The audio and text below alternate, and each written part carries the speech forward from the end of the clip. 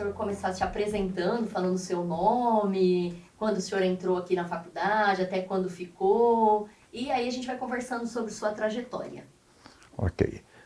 Meu nome é Pedro Walter de Preto. Eu ingressei na Faculdade de Ciências, ou na instituição, na Fundação Educacional de Bauru, em 1971. Foi no início de 71. Na faculdade, no departamento de matemática, que servia tanto a faculdade de ciências como a faculdade de engenharia. O senhor já entrou aqui como professor, então? Na época, como era contratado o professor? O que aconteceu no meu caso? Houve uma seleção que consistia de uma prova didática.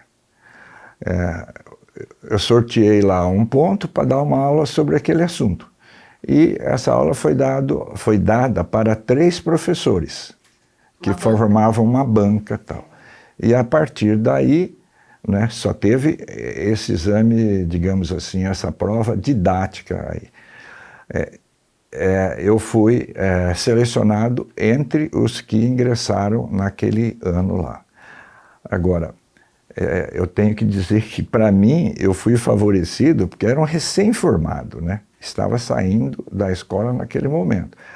Porque eu já tinha um pouco de experiência didática no ensino do colegial, que eu dei aula em São Paulo no colegial, e também dava aula no cursinho do Grêmio lá da Politécnica. Então, isso me ajudou bastante nessa prova didática aí e acabei ingressando dessa forma. Não existia na época obrigatoriedade legal de concurso público para a contratação como a lei prevê hoje. Na época, a Constituição era 71, isso só passou a ser vigente a partir de 88. Né? E aí, o senhor é formado onde, em que área? Eu fiz o curso de Engenharia Química na Escola Politécnica. Esse curso era um curso de período integral.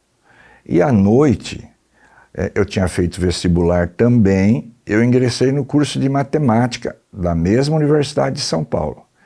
E eu concluí esses 2 cursos no mesmo ano, que foi no ano de 70. O curso de Matemática era um curso de 4 anos, o curso de Engenharia era um curso de 5 anos.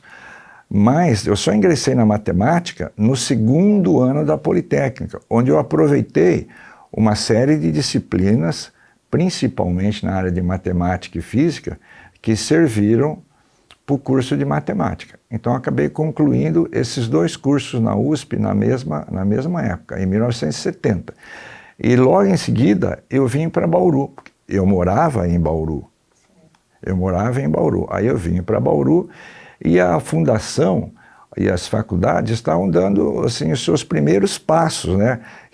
Estava para se formar, a primeira turma foi formada aqui em 71.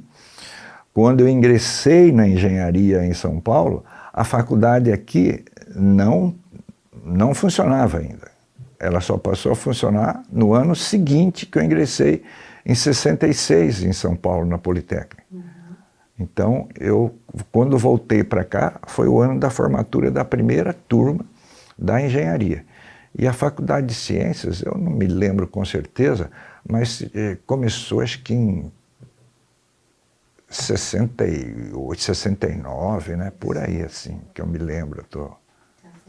E aí, conta pra gente, então o senhor ingressou em 71 como professor pelo Departamento de Matemática, aí fala um pouco como foi sua trajetória aqui dentro da instituição, enquanto Fundação Educacional, até ela se transformar na Unesp.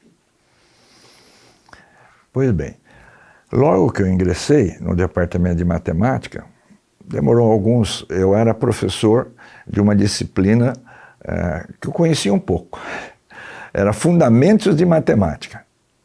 E eu dava aula de Fundamentos de Matemática para o curso de Ciências, para o curso de Física e Matemática. E também Fundamentos de Matemática para o curso de Engenharia. Então, naquela época, o que acontecia? eu ingressei, isso era importante a gente frisar, o seguinte, que a instituição ela já tinha uma filosofia promissora, porque os professores tinham 2 regimes de trabalho, o regime de tempo integral, mas não era com dedicação exclusiva, e o regime de tempo parcial, que era o professor que dava simplesmente as aulas, e o professor de tempo integral. O professor de tempo integral, em função da questão financeira da Fundação Educacional de Bauru, porque a fundação ela era, digamos assim, gerida com recurso das mensalidades que os alunos pagavam. E existia uma verba do município para a fundação que era uma verba de 2% do orçamento. E essa verba nem sempre acontecia, era uma situação às vezes delicada, não saía em determinados momentos. Então a subsistência da Fundação Educacional de Bauru, nós poderíamos dizer, era a partir das mensalidades pagas pelos alunos. E nessa situação, para viabilizar o processo, digamos assim, econômico, né, financeiro e econômico da instituição, os professores de tempo integral, eles davam de 20 a 24 aulas por semana. Funcionava assim, o professor. E nós tínhamos a oportunidade de um dia por semana de fazer pós-graduação fora. Então tem um dia que eu poderia sair, né, estar fora e fazendo pós-graduação. Isso tudo tinha um procedimento administrativo. E logo quando eu ingressei aqui, em seguida, no mesmo ano de 71, eu estive lá no Instituto de Ciências Matemáticas em São Carlos e me inscrevi no programa de mestrado em matemática. E era curioso lá, né? Porque quando a gente falava que dava 20, 24 horas de aula, assim, o pessoal ficava assim, né, olhando para a gente assim, pô, mas você quer fazer o mestrado aqui? Né? Era uma época até mais rígida, assim, né? E a gente não ingressava no programa de início. Então, o esquema funcionava assim, você fazia as disciplinas todas, depois que você concluía todas essas disciplinas e tal, aí era analisado a situação e você ingressava como aluno regular mesmo, né? E foi o que aconteceu com algumas pessoas que foram para lá. Não eram todos do departamento de matemática, foram aos poucos, assim, indo. A professora Vilma foi uma das que estava dentro desse plano lá, né? Aí, eu fiquei 2 anos fazendo esses cursos lá, os cursos normais, e mais 2 anos fazendo seminários, com orientandos do professor Nelson Nishik, que foi meu orientador de mestrado lá, que era uma pessoa conhecida assim, não só no Brasil, como internacionalmente, o professor Nelson. Pessoa de um coração assim brilhante. Eu tenho recordação dele muito boa. Aí, a partir desses seminários que foram feitos tal, já foram mais 2 anos. Aí, em 75, eu consegui apresentar a defesa do mestrado, em 75. Nessa altura aí, em 75, o que acontece? Eu fui chefe de departamento por 2 anos. E o professor Pacheco, que era diretor da Faculdade de Engenharia, ele tinha mandato até maio de 1974. Mas, 8 ou 9 meses antes dele terminar esse mandato, ele acabou saindo da instituição e foi trabalhar em São Paulo. O professor Pacheco era professor também da USP, em São Carlos, né?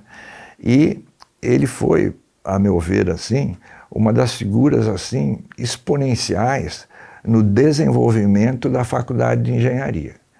O professor Pacheco, ele tinha uma dedicação muito séria em relação à engenharia, ele ficava praticamente todo o tempo aqui em Bauru, ele ia uma ou outra vez em São Carlos, que ele dava algumas disciplinas lá no pós-graduação. Aí, eu fui eleito vice-diretor, e isso em 73. E com a saída dele, eu assumi o restante do tempo dele até maio de 74, quando eu fui eleito diretor da Faculdade de Engenharia, né? Então, mas nesse período aí de 71 a 74, eu comecei no departamento de matemática e já em 74 eu fui para o departamento de engenharia de produção, porque a minha disciplina, que era matemática, estatística, ela fazia parte do departamento de engenharia de produção. Então, eu dava aula no departamento de matemática, em geometria analítica, elementos de cálculo vetorial, cálculo de funções analíticas para o curso de matemática e tal, mas aí quando eu fui para o departamento de engenharia de produção, eu fiquei na área de estatística. E daí eu fiquei só vinculado à faculdade de engenharia, não tive mais vínculo com o departamento de matemática, né? Embora a estatística estava vinculado lá à produção, como foi desde o início, até porque era a área do próprio professor Pacheco também, essa área aí, que ele era o nosso diretor.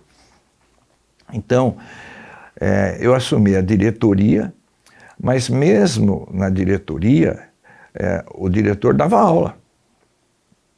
Eu ainda continuava dando aula, e eu me lembro que eu cheguei a dar aula nesse período também na Faculdade de Ciências, mas era uma disciplina muito específica, como essa que eu falei de funções analíticas, tal, algumas coisas bem...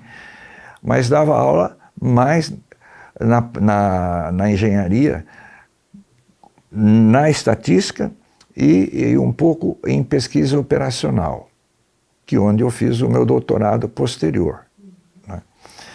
Então, essa foi minha carreira aqui. Aí depois da diretoria, dos 4 anos, que eu fiquei 4 anos e 7, 8 meses diretor da faculdade de engenharia. Aí eu continuei a vida normal, vinculado ao departamento de engenharia de produção, com as atividades de aula normal, que era esse número de aula, em torno de 20 aulas por semana. E era uma situação assim difícil. Se o mestrado não era fácil, nós temos exemplo de vários professores, e professores assim, eu acho que gabaritados, a meu ver, que não conseguiram fazer o mestrado lá no departamento. Por que São Carlos? Porque era o mais perto de nós. E tinha um mestrado conceituado, né? E a alternativa nossa era lá. Eles não conseguiram sair de lá no mestrado. O doutorado era muito mais difícil. O doutorado, aí, como eu estava na área de engenharia de produção, eu fui fazer o doutorado no departamento de engenharia de produção, onde o professor Pacheco estava ainda lá em São Carlos, né?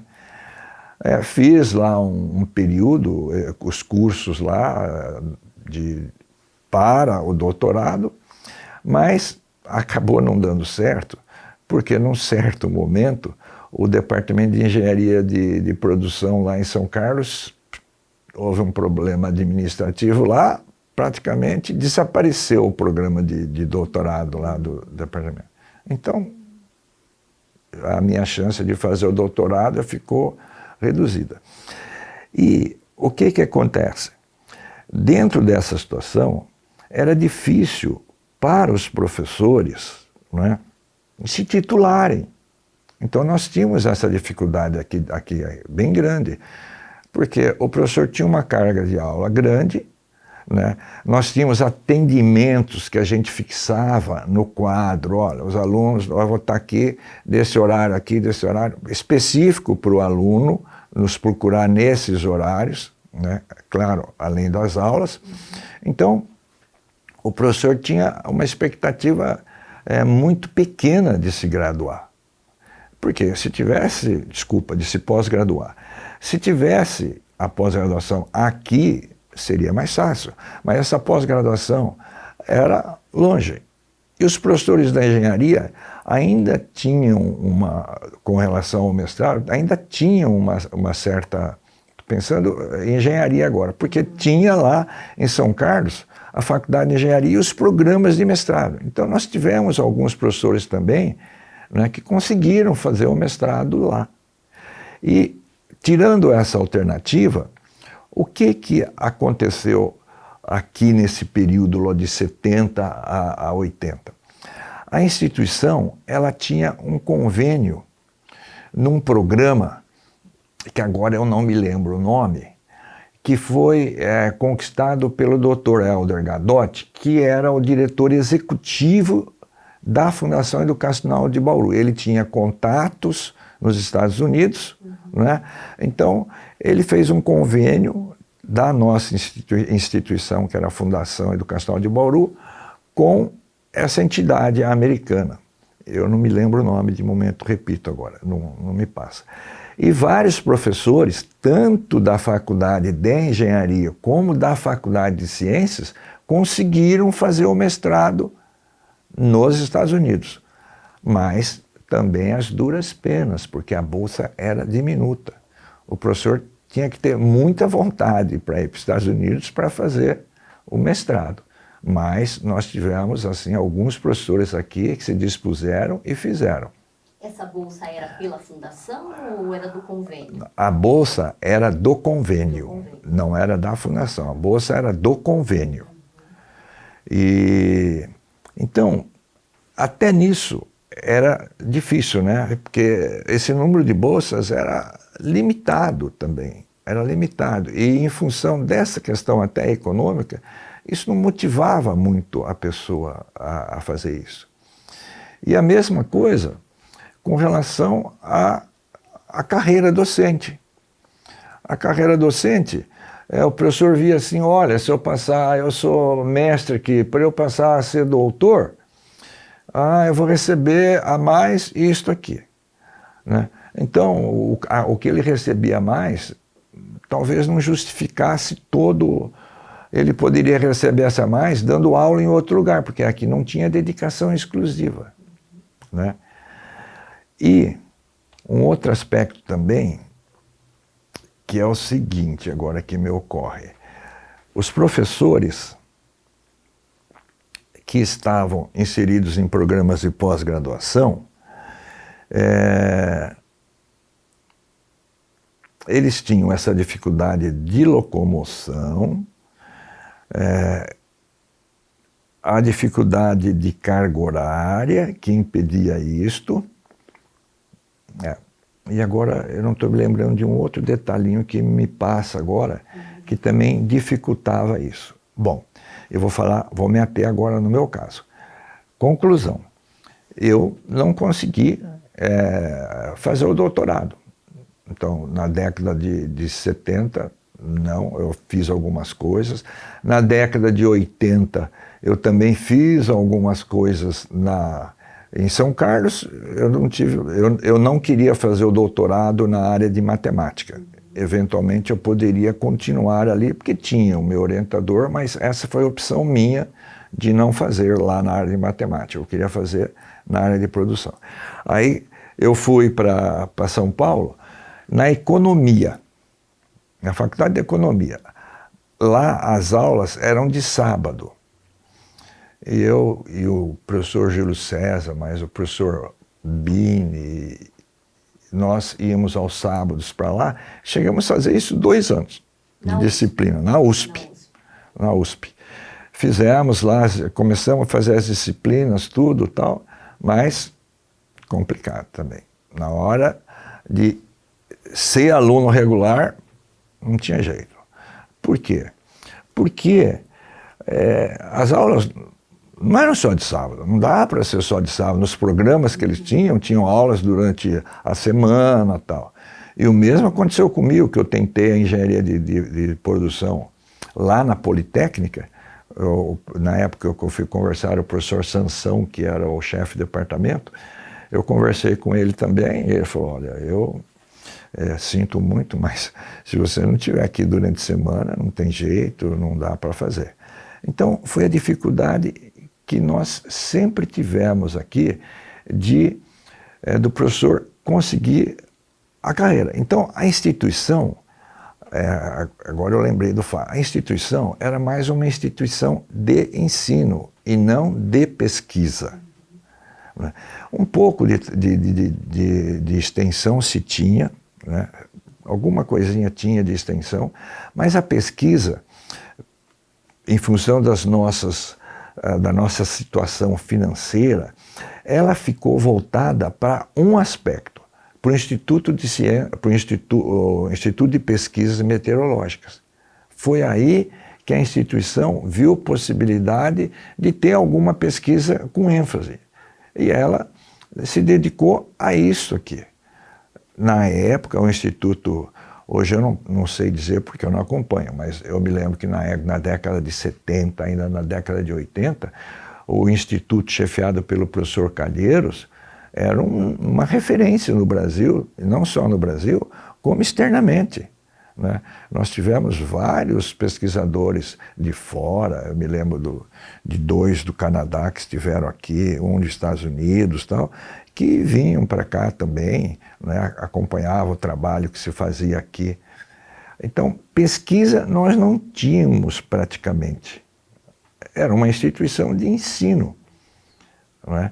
Em função, eu repito, da questão financeira que nós tínhamos. Era uma escola onde subsistia em função do aluno. E o aluno lhe pagava a mensalidade. O senhor lembra se era uma mensalidade acessível, era caro? Como era? Eu lembro bem. Era uma mensalidade acessível, porque era uma escola municipal, né? E os reajustes da escola eram estabelecidos através das regras gerais de reajustes do Ministério e tal, e também da política, porque isso está vinculado ao município. Né? Não podia se cobrar algo, né, que, quando eu digo que era acessível, é comparativamente a outras escolas aqui mesmo de Bauru. Né? O curso de engenharia, o curso de ciências e tal, era um curso acessível. Mas acessível, quando eu falo, é assim, classe média, né? Em torno disso. É claro que muitos alunos que ingressaram aqui não teriam condições de pagar a nossa escola. Eu talvez não tivesse na ocasião. Talvez os meus pais não tivessem na ocasião de pagar. Eu tive a felicidade de ingressar na Politécnica, que eu fiz o vestibular, logo ingressei. Então eu fui bafejado pela sorte lá e acabei indo para São Paulo. Né? Mas a gente era de classe média assim, baixa, né? Aliás, nós somos de classe média e tal. Então teríamos dificuldade, mas teria que aumentar, era sempre uma luta para fazer os reajustes. Sempre uma dificuldade, assim, porque passava pelo aspecto político, né?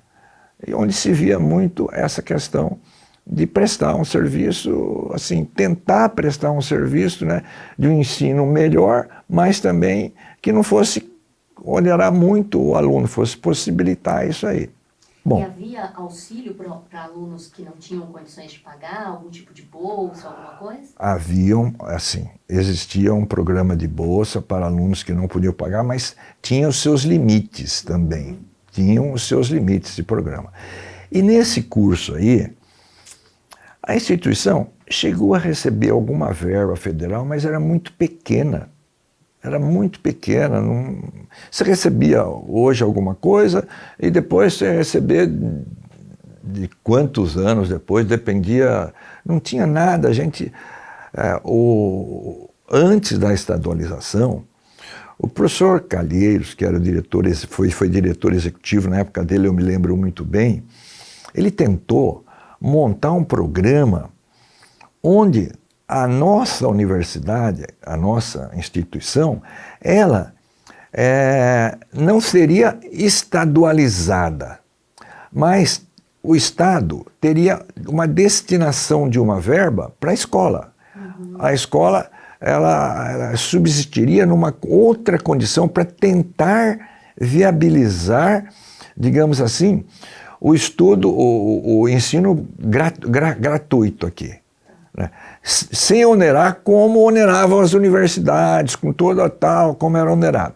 Mas ele não teve sucesso. Ele não teve sucesso em relação a isso, tal. Eu me lembro na época, a coisa não surtiu efeito. Bom.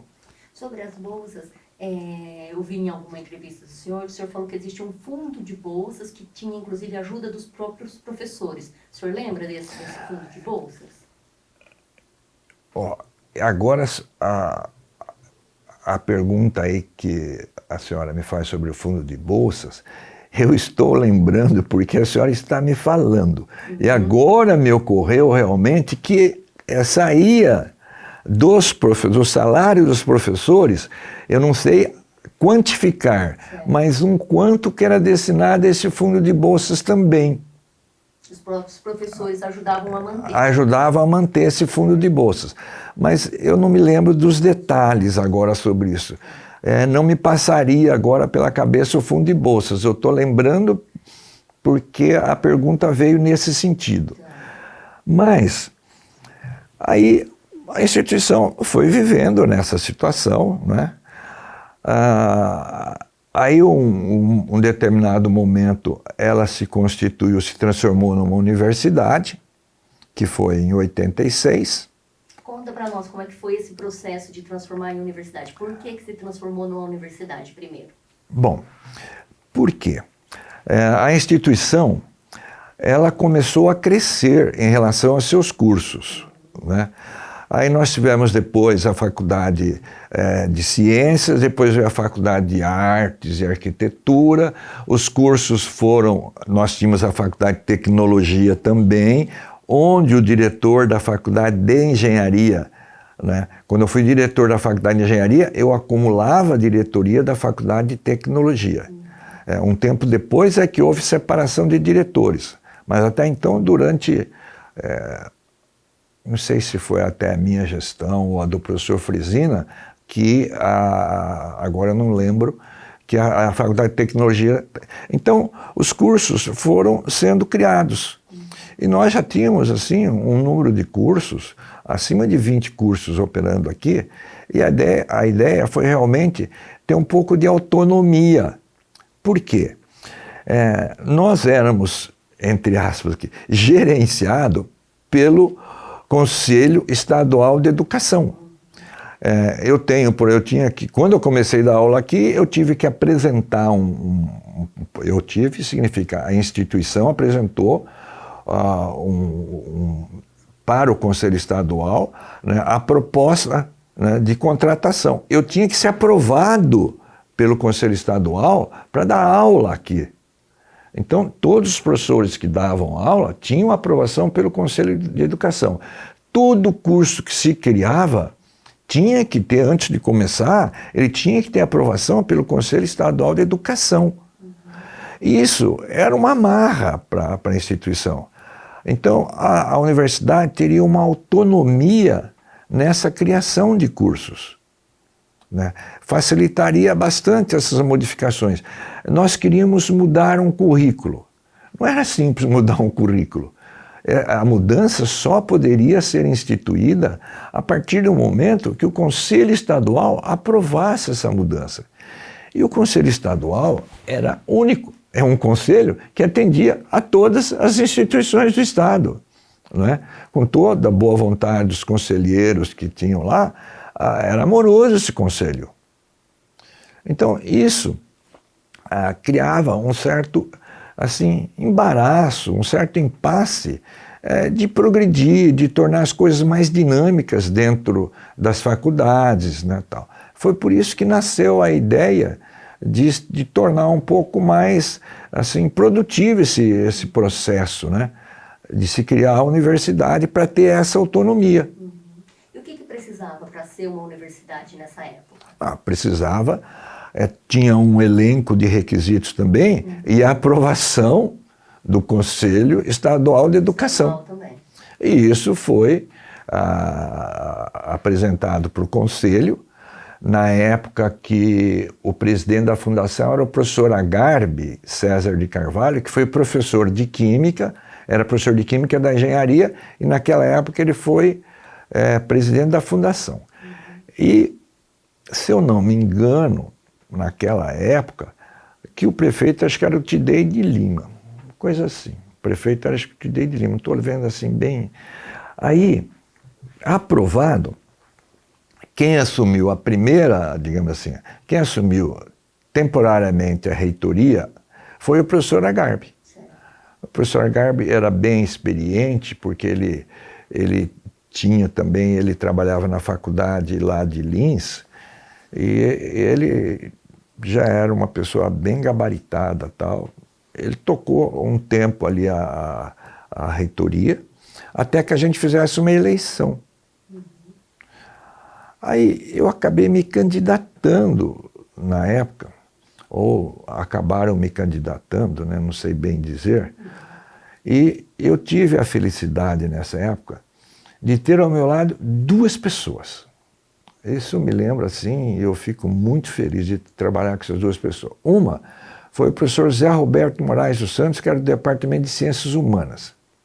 E outra foi o professor Geraldo Bergamo, que era do Departamento de Matemática, né? O professor Zé Roberto já faleceu. O professor Geraldo faz muitos anos que eu não falo com ele. Muitos anos. Mas foram duas pessoas com as quais eu convivi assim. O mandato era de 4 anos o mandato.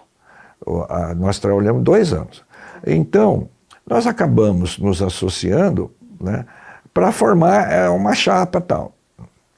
E o principal ponto nosso de trabalho que nós colocamos na época, isso eu devo ter até documento em casa desse tipo aí, eu devo ter algum documento assim, a plataforma nossa, era o ensino público gratuito, que nós íamos trabalhar nesse sentido, isso era o primordial nosso naquela época. Eu me lembro que nessa época, logo depois que nós assumimos, eu contava que eu estive em Brasília 2 vezes. E conversando com o ministro, recepcionava a gente bem, né? O ministro era político, tinha sido senador, tal. Você vai lá, você é bem tratado. Mas o dinheiro que vinha era um negócio tão, assim, pouquíssimo, que não resolvia a situação, né? Tentativa de federalizar, nem sonhavam, não, né? Mas chegou a se discutir a possibilidade de federalizar. Mas muito vagamente na nossa época, porque um pouco antes também já tinha se discutido isso, mas não houve um caminho que viabilizasse, né? E quando nós assumimos digamos, com esse propósito, né?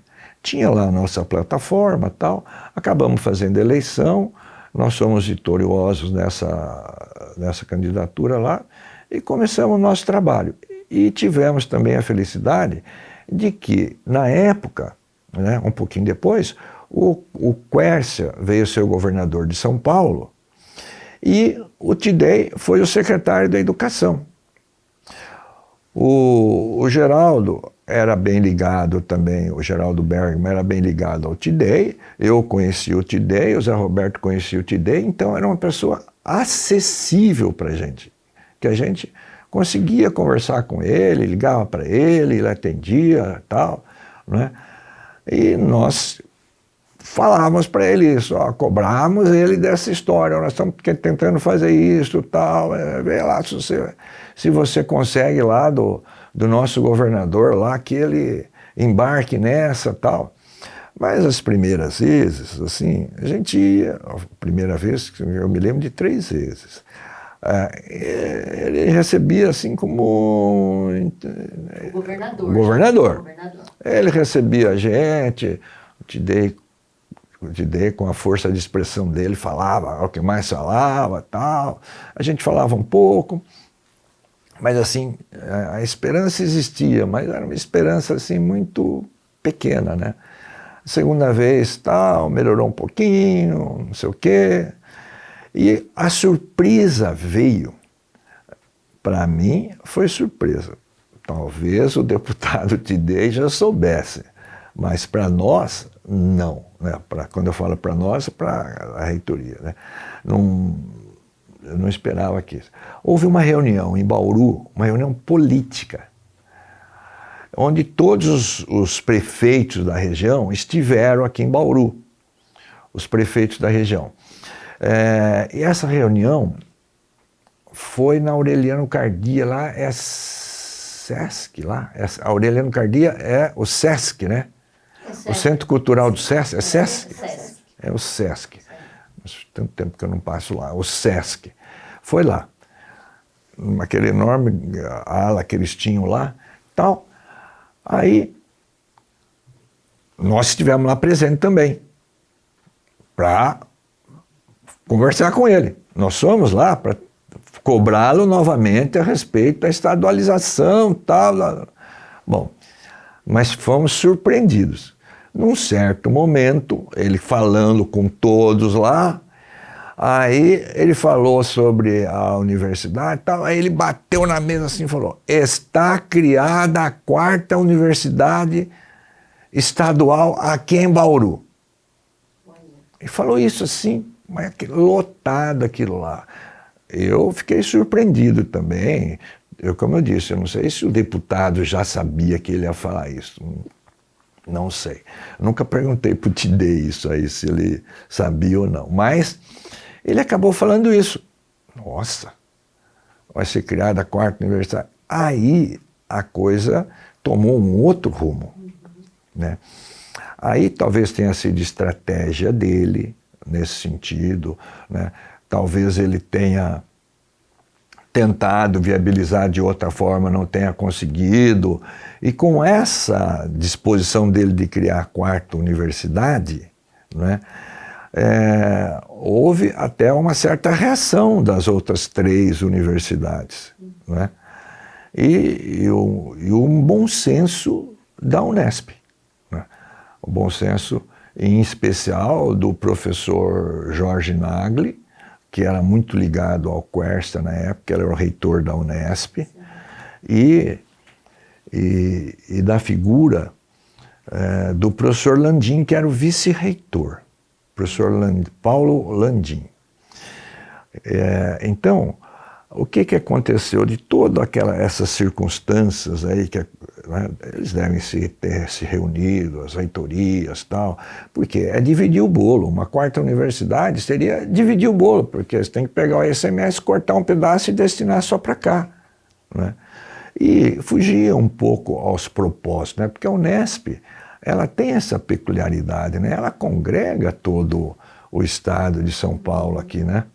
Ela congrega tudo isso aqui. E, digamos assim, a gente não estava abrindo uma nova faculdade, era um campus que já tinha uma estrutura, né? Mas que faltava esse apoio. Então, eu acho que daí esses contatos políticos, né, resultaram na incorporação da Universidade de Bauru pela Unesp. Então, foi um trabalho político, né, desenvolvido pelo deputado Tidei, mais propriamente. Tinha também o deputado Purini, mas o que mais que estava nas reuniões era o deputado Tidei. E acabamos sendo incorporados pela Unesp. O senhor falou um pouquinho antes, pra gente, antes de avançar, que vocês formaram uma chapa, você, o professor Geraldo Bergman e um outro professor, que era da FAAC. E aí, qual que eram as funções de vocês na chapa? Então, eu era candidato a reitor, o professor Geraldo era o candidato a vice-reitor acadêmico e o professor Zé Roberto a vice-reitor administrativo. Chamava vice-reitor, hoje chama pró-reitor, nessa época chamava vice-reitor. Na nossa lá era vice-reitor. Era vice-reitor. Isso é uma coisa que a gente não tinha entendido bem, o papel do vice-reitor e do pró-reitor. Era pró-reitor. É o mesmo que pró-reitor. É o mesmo que pró-reitor. Mas a chapa tinha que ser constituída por 3. Certo. E o professor Paulo foi o outro candidato, né, da outra chapa, certo. O professor Paulo Cavaúcha, por quem eu tenho assim, uma predileção especial, eu gosto muito do professor Paulo.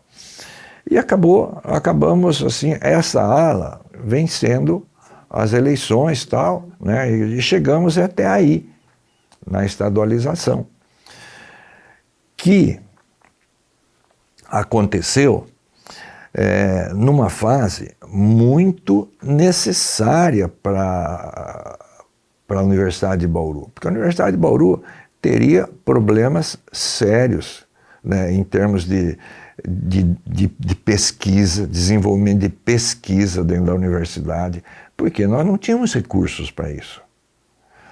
Então, para formar uma massa crítica, para começar a desenvolver essas coisas, era muito difícil, não é só botando o título de universidade que a gente conseguiria isso aí. Então, foi criada a universidade não foram 2 anos de mandato, ou um pouco mais, aí houve a incorporação pela Unesp.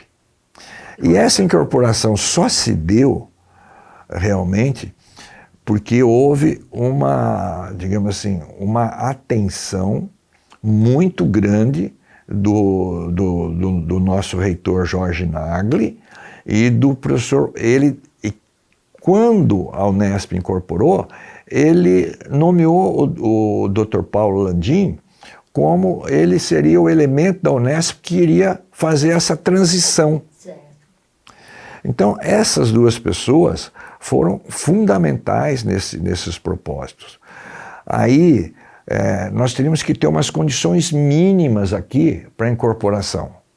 A Unesp analisou, não foi assim de um momento para o outro, houve uma análise da Unesp, ela analisou, nós precisamos melhorar isso aqui, fazer isso aqui, tal, vamos construir mais salas de aula.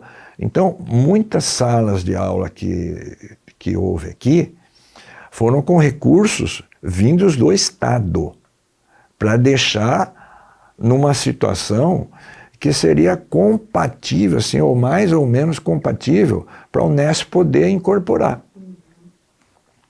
E isso teve realmente o bom senso e o trabalho, como eu disse, do reitor Jorge Nagli e do Dr. Paulo Landim. Eu posso dizer isso porque eu sempre conversava com eles a respeito de tratativas, tal, como que nós íamos operacionar. Então tinha todo um trabalho a ser feito.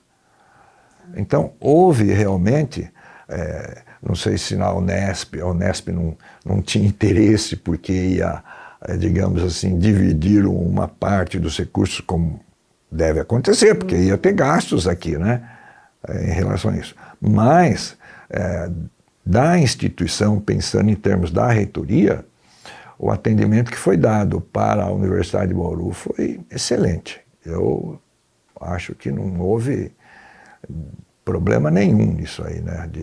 Nós preparamos durante, acho que, 8 meses fazendo coisas aí para chegar no momento da incorporação. Da incorporação. E enquanto isso, vocês continuaram na reitoria da Universidade de Bauru? Até o dia da incorporação. Da incorporação. Isso. Tá. E o senhor falou que a universidade estava com problemas financeiros. A UB, ela continuava sendo subsidiada pela fundação, não era mais? A UB era a universidade onde a instituição mantenedora era a Fundação Educacional de Bauru, continuava do mesmo jeito. Certo. A Fundação Educacional de Bauru que mantinha Universidade de Bauru. Com a ajuda da prefeitura, continuava... Isso, do mesmo, a prefeitura destinando para a fundação e funcionava do mesmo jeito com a universidade. E por que o lema de vocês na reitoria era ensino gratuito e de qualidade? Como que vocês estavam pensando esse gratuito? Já era um pensamento de estadualizar? Sim, tá. sim, era nesse sentido. Eu não lembro exatamente o lema aí da história, mas era nesse sentido, ensino público e gratuito. Esse era o trabalho. Pensando em estadualizar ou de uma outra forma, ou federalizar, ou tornar o ensino ser subsidiado por algum sistema aí, né? Certo. E o que fosse mais viável. E acabou dando certo felizmente, acabou dando certo. E também, eu penso o seguinte, que Bauru, na época, nós tínhamos os campi da Unesp, né, em vários lugares. E Bauru, uma região central, aqui que não tinha nada da Unesp, né? Eu não via a razão de não ter alguma coisa da Unesp em algo que já estava constituído e que nós tínhamos um patrimônio razoável até, né? Se pensar qual era o patrimônio que a fundação tinha e que passou para a Unesp, é um patrimônio grande.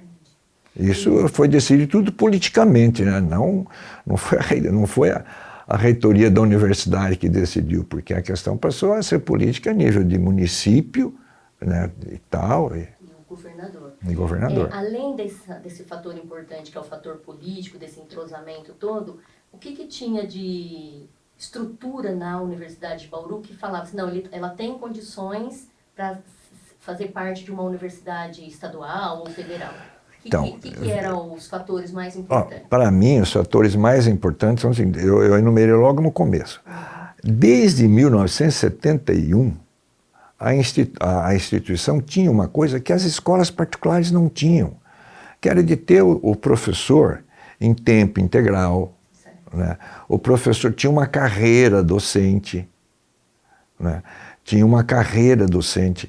Os nossos professores, por exemplo, da engenharia, não acontecia isso na faculdade de ciências, mas da engenharia, por exemplo, que eram professores que a gente não tinha em Bauru, com aquelas especialidades, eles vinham de São Carlos, da engenharia de São Carlos, dar aula aqui.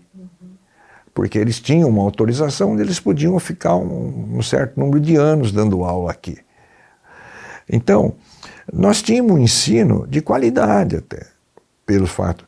Mas, no aspecto de laboratório, nós tínhamos alguns laboratórios, mas laboratórios dentro das nossas condições, né, que eram pequenas, né, como eu disse lá.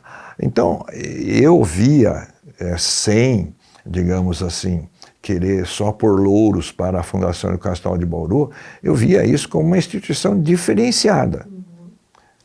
Entre as fundações municipais, que existiam várias, a nossa Fundação Educacional de Bauru, com os nossos cursos, nessa altura nós já tínhamos 18 anos, já eram quase maior de idade já. Nós tínhamos demonstrado alguma coisa, já. Né? E não havia assim, digamos assim, repulsa em relação a isso. Né? Havia mais sobre o aspecto que eu diria assim, pô, nós estamos pondo na Unesp lá um campus que tem 20 cursos aí. Isso fazia parte cria um pouco de dificuldade, né? Se fosse alguns cursos apenas ali, talvez fosse mais simples. Mas como o campus já era grande, e politicamente ele também teria interferência dentro da Unesp, né? Os aspectos políticos que envolve tudo, então talvez houvesse um pouco de rejeição nisso aí. Mas isso eu acho tudo normal, né? Cada um tem uma forma de pensar e a gente tem que respeitar. Né? Ele dá os seus argumentos, de acordo com os seus argumentos, eu não vou discutir com vocês, ouça os meus também, né? Então, porque eu acho que você está certo com os seus argumentos, mas os nossos argumentos aqui... Então, era um pouco, teve essa dificuldade, mas se, por exemplo, os reitores, na época lá, fossem criar assim, uma série de problemas, não teria saído isso. Embora politicamente tivesse a força, mas não teria saído. Então, houve, assim, um entrosamento para se constituir essa incorporação. E eu acredito que também houve uma análise, né, da própria Unesp em relação ao que nós tínhamos aqui, né, em saber os cursos durante todo esse tempo, quando começaram a engenharia, a faculdade de ciências, outras faculdades, que acharam que isso, a questão era que nós não éramos estadual, mas a gente tinha alguma coisa parecida, pelo menos, com os outros institutos isolados que existiam na época passada, né?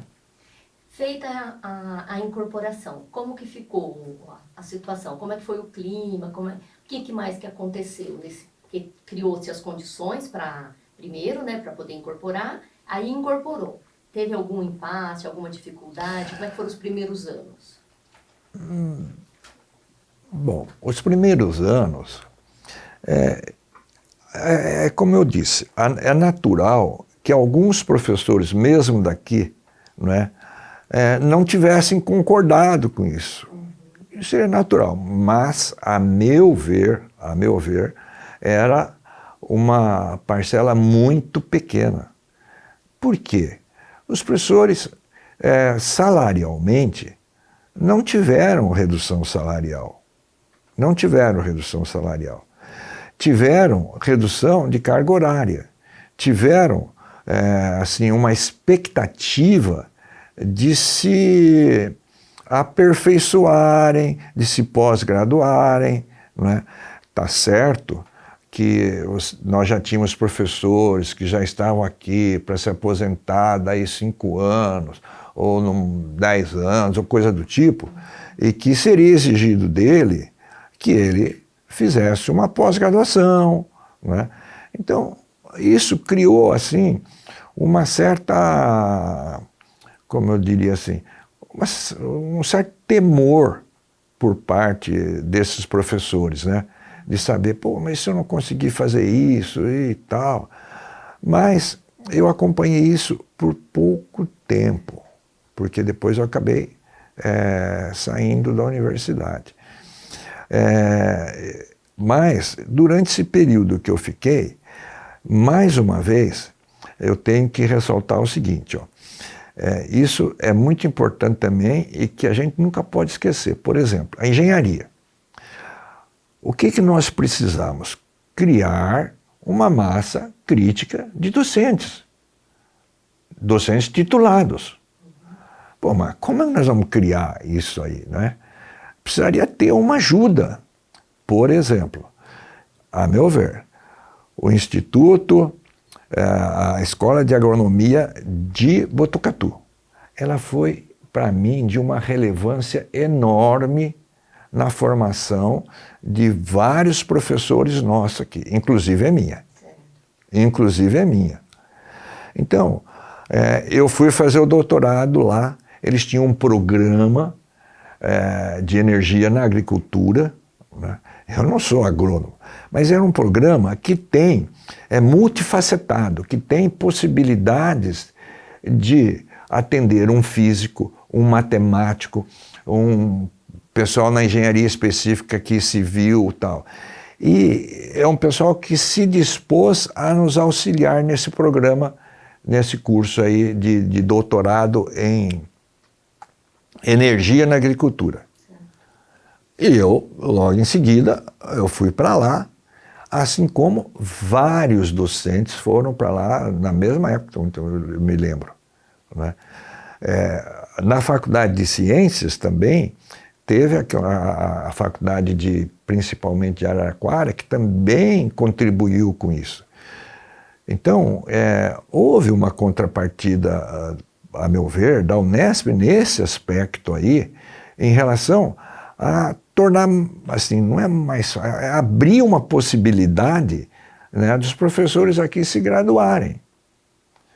E digamos assim, a compreensão, né, de ver aquele professor lá né, que já está há 25 anos dando aula lá, agora nós estamos exigindo isso dele e tal, não sei o quê. Então, houve sempre uma atenção especial, né, desses docentes da Unesp. Então, eu penso, né, que a faculdade, por exemplo, de Botucatu, ela foi relevante para nós, para começar a formar essa massa crítica, né? Hoje eu não sei exatamente em que nível a Unesp está aqui, mas certamente está numa situação muitíssimo diferente do que nós estávamos naquela época, né? Onde a maioria dos professores devem ter o seu doutorado, a livre docência ou coisa do gênero, né? Porque ia surgir essa oportunidade. Mas naquele momento era muito importante que acontecesse algo desse. E para nós aconteceu com o pessoal de Botucatu. De Botucatu. Então, algo. Então, os professores aqui, alguns que não concordavam, que às vezes tal, né, eles acabaram de forma atendendo isso e conseguiram se virar, pelo menos. Foi criada uma categoria TED. O senhor lembra disso? Lembro, assim, pra vagamente. Fazer a transição, né? Isso, os TED, eu lembro disso vagamente, assim. Tá bom. Eu lembro disso. Sobre a fundação, a gente tem mais uma pergunta que acabou passando. O senhor falar um pouco como era a formação dos alunos e o mercado de trabalho, pensando lá nos anos mais iniciais da fundação ainda, né? O que acontece? Na época, existia um mercado de trabalho aberto ainda, ou seja, com possibilidades para todos os cursos, não só da engenharia, como da faculdade de ciências. A gente tinha uma falta de professores realmente formados, né, muito grande. Então, eu via, sendo mais específico assim, o mercado de trabalho, ele existia em nível estadual ou em nível nacional. Não estou dizendo em relação a Bauru. Em relação a Bauru, que o mercado realmente para os engenheiros, né, mais propriamente dizendo, era um mercado restrito, né, mas que contratavam, muitos conseguiam exercer a sua função de engenheiro, principalmente os engenheiros civis, eles exerciam sua função por conta própria e tal. O mercado era muito favorável. E nós tivemos muitos alunos que conseguiram progredir e muito na carreira. Muitos alunos da carreira que eles se formaram aqui. Eu não sei hoje como são os nossos alunos aqui da engenharia ou da faculdade de ciências que eles estão se formando, porque eu acredito que o mercado hoje seja muito mais competitivo. Porque na época a escola de engenharia eram poucas as escolas de engenharia. E a demanda do mercado era grande, então era uma situação favorável, né, entre oferta e procura. Hoje nós temos faculdade de engenharia em todos os cantos que a gente for aí em Bauru, quantas faculdades de engenharia tem, quantos cursos né, nós temos na área de matemática, de física e tal. Então eu penso que o pessoal, nós atendíamos a uma situação social importante na época. A faculdade, ela atendia esse requisito. E existia também agora eu estou me lembrando assim, um comentário no seguinte sentido assim, mas a faculdade de Bauru, ela atendia na época muito bem o pessoal de Bauru aqui, tal, não sei o quê. Agora estadualizou a universidade, aí vem gente de todo lado e o nosso pessoal de Bauru da região não pode mais, não tem mais chance de estudar aqui. Então, tinha uma crítica nesse sentido que eu me lembro agora. Mas eu analisava de forma um pouco diferente, né? A possibilidade continuou aberta. Porque nada impedia que qualquer pessoa fizesse o concurso vestibular, antes e depois da estadualização. Mas o ensino gratuito trouxe mais gente, óbvio.